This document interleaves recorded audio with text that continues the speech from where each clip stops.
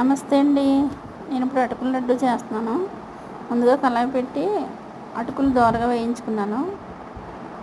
Next జీడిపప్పు, బాదం పప్పు అవి కూడా కొద్దిగా వేయించుకున్నాను. కొద్దిగా తీసుకున్నాను.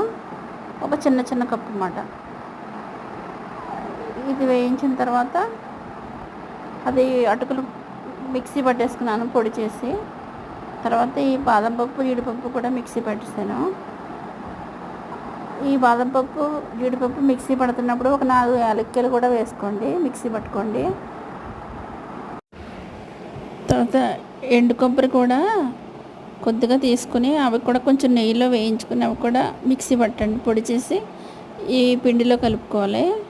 తర్వాత బెల్లం కూడా 1 కప్పు బెల్లం, అంటే ఇంచుమించు 2 కప్పులు అటుకులకి ఒక చిన్న కప్పుతో కొద్దిగా మీకు తగినంత జీడిపప్పు, బాదం పప్పు, ఒక 4 యాలక్కాయలు ప్లస్ బెల్లం అయితే 1 కప్పు ఉండాలి. లేదంటే మీకు ఎక్కువ కావాలనుకుంటే కొంచెం కప్పున్నర అలా కూడా వేసుకోవచ్చు. నేనైతే కప్పే వేసాను.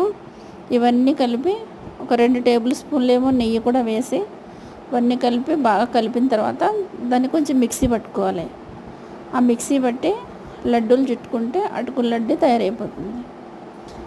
ఇలా చేసుకుంటే ఒక 4-5 వారం రోజులు కూడా ఉంటాయి. లేదు అంటే పచ్చి కొబ్బరి వేసి చేసుకుంటే కూడా బాగుంటుంది. కాకపోతే ఒక 2 రోజుల కన్నా ఎక్కువ ఉండవు అవి.